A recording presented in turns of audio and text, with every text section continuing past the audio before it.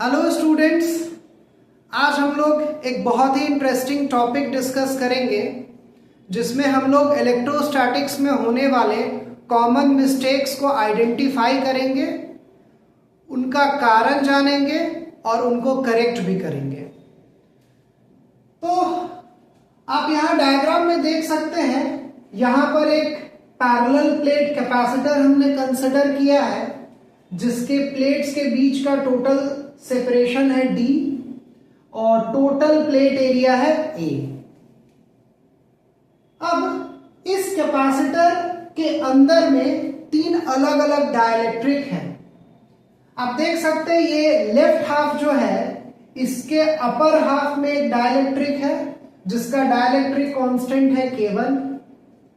इसके lower half में एक डाइलेक्ट्रिक है जिसका डाइलेक्ट्रिक कांस्टेंट है K2 और राइट हाफ में एक डाइलेक्ट्रिक है जिसका डाइलेक्ट्रिक कांस्टेंट है K3। अब इस प्रॉब्लम में पूछा जाता है कि इस कैपेसिटर का कैपेसिटेंस क्या होगा। तो ये बहुत ही फ्रीक्वेंटली आपको मिलेगा, ये बहुत सारे बुक्स में आपको ये सवाल मिलेगा और मैंने नोटिस किया है कि अक्सर बहुत सारे जगहों पर इसका गलत सॉल्यूशन दिया हुआ है। तो पहले हम लोग देखते हैं कि इसका क्या गलत सॉल्यूशन क्या है और फिर उस सॉल्यूशन में गलती क्या है उसको हम लोग आइडेंटिफाई करेंगे और फिर इसका करेक्ट सॉल्यूशन हम लोग डिस्कस करेंगे।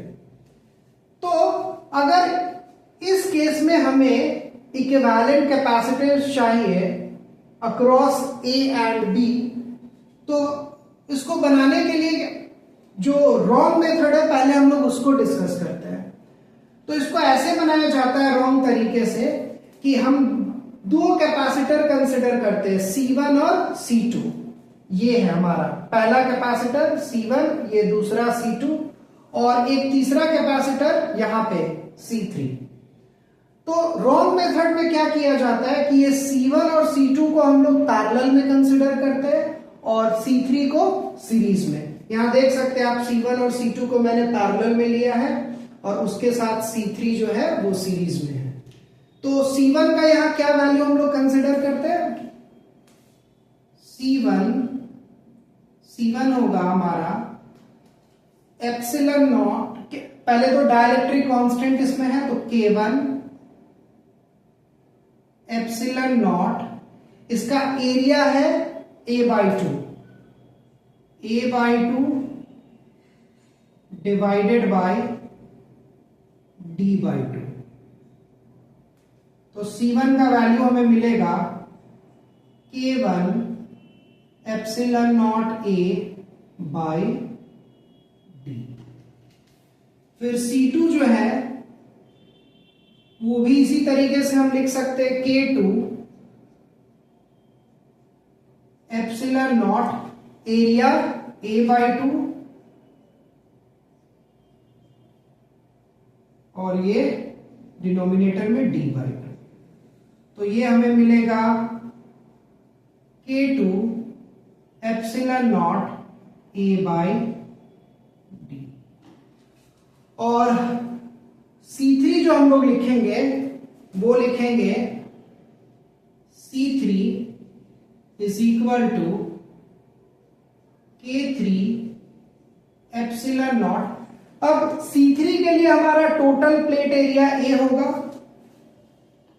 A और प्लेट सेपरेशन होगा D/2 ये।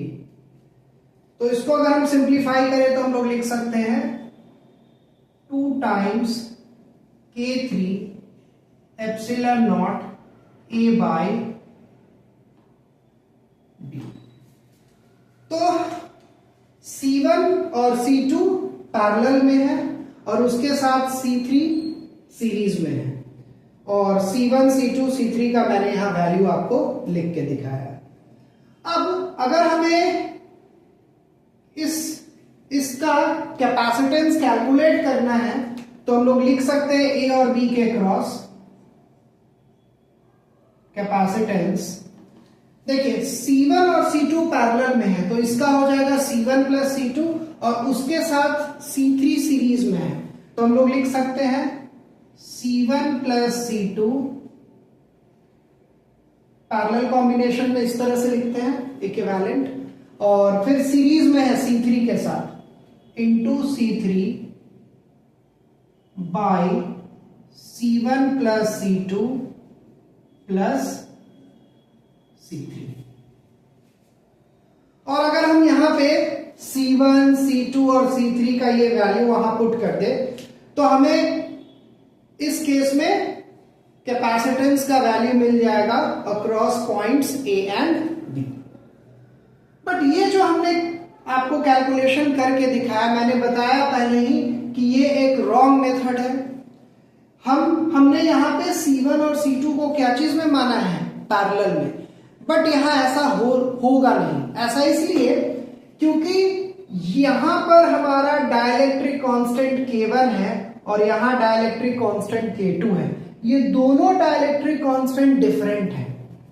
अब इस वाले प्लेट का पोटेंशियल पूरे में तो सेम ही है, बट जब हम यहां पहुंचेंगे अपर हाफ में, लेफ्ट हाफ के अपर हाफ में, तो चूंकि डाइलेक्ट्रिक कांस्टेंट हमारा यहां K1 है, तो इस यहां से यहां तक का पोटेंशियल V1 होगा, और लेफ्ट हाफ के लोअर हाफ में जब हम यहां से यहां पहुंचेंगे तो यहां का पोटेंशियल कुछ और होगा, मान लेते हैं उसको V2, क्योंकि यहां डाइलेक्ट्रिक कांस्टेंट क्या है, K2। तो ये जो पोटेंशियल डिफरेंस है इन दो पॉइंट्स के बीच में और इन दो पॉइंट्स के बीच में, वो पोटेंशियल डिफरेंस डिफरेंट होगा, सेम नहीं होगा।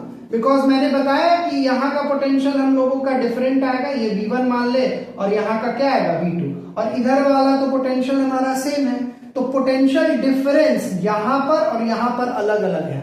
अब जब पोटेंशियल डिफरेंस ही अलग है तो दो कैपेसिटर्स जिनके अक्रॉस पोटेंशियल डिफरेंस डिफरेंट है, तो फिर हम उनको पैरेलल में मान ही नहीं सकते।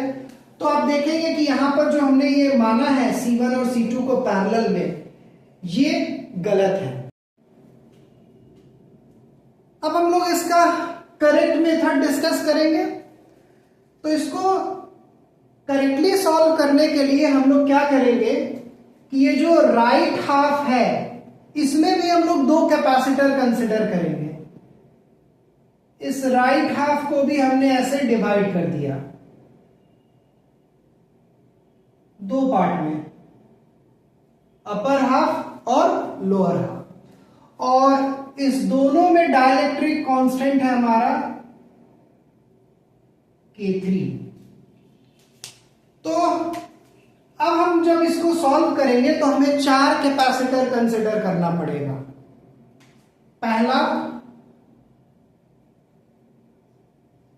यहां पे C1, दूसरा C2, यहां C3, और एक और कैपेसिटर यहां कंसिडर करेंगे C4, कुछ इस तरह से।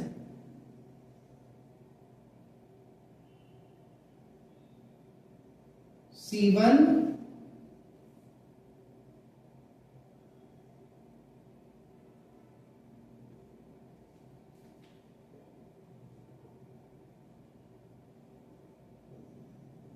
C3, C2, C4।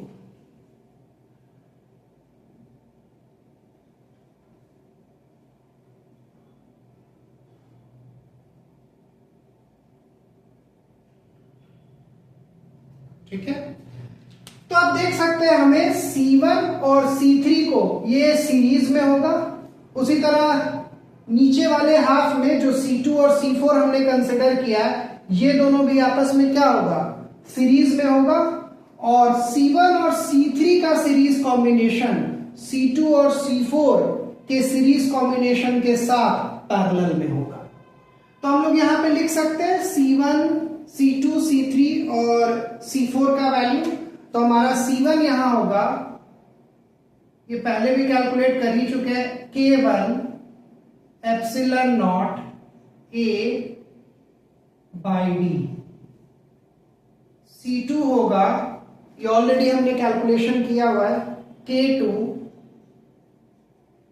Epsilon naught A by D। C3 होगा K3 epsilon naught A by D, और C4 भी इतना ही होगा, K3 epsilon naught A by D. अब हम इन दोनों को सीरीज में लेंगे, इन दोनों को सीरीज में लेंगे, और फिर इन दोनों का सीरीज कॉम्बिनेशन और इन दोनों का सीरीज कॉम्बिनेशन पैरेलल में कंसिडर करेंगे। तो हम लिख सकते हैं ए और बी के क्रॉस कैपेसिटेंस, ये हमारा होगा C1 और C3 सीरीज में है, तो हम लोग लिखेंगे C1 C3 upon C1 plus C3, और उसके साथ C2 और C4 का सीरीज कॉम्बिनेशन पैरेलल में है, तो प्लस साइन देंगे और फिर लिखेंगे C2 C4 upon C2 plus C4। अब अगर हम ये वैल्यूज पुट कर दें तो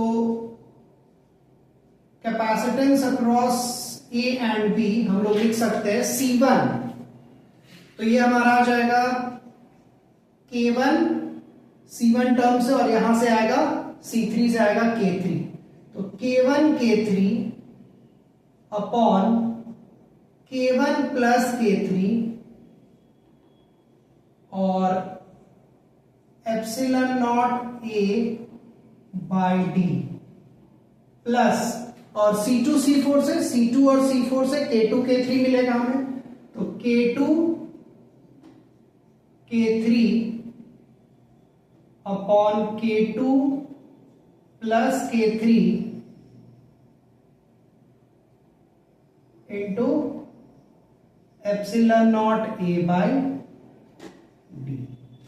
तो अगर हम epsilon naught A by D को कॉमन कर ले तो हमें A और B के क्रॉस जो कैपेसिटेंस मिलेगा उसको हम लोग लिख सकते हैं K1 K3 K1 plus K3 plus K2 K3 upon K2 plus K3 into epsilon naught A by D.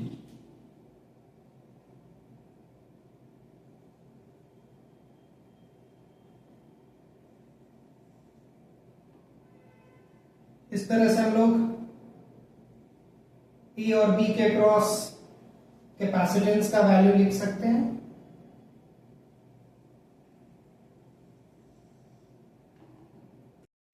I hope इस प्रॉब्लम में क्या कॉमन मिस्टेक होता है ये आपको समझ में आया होगा, क्यों होता है ये भी समझ में आया होगा, और उसका करेक्ट सॉल्यूशन क्या है ये भी समझ में आया होगा। तो अगर आप मेरे चैनल से फिजिक्स सीख पा रहे हैं, आपको अगर मेरे वीडियोस पसंद आ रहे हैं तो मेरे चैनल को जरूर सब्सक्राइब करें और मेरे वीडियोस को लाइक करें।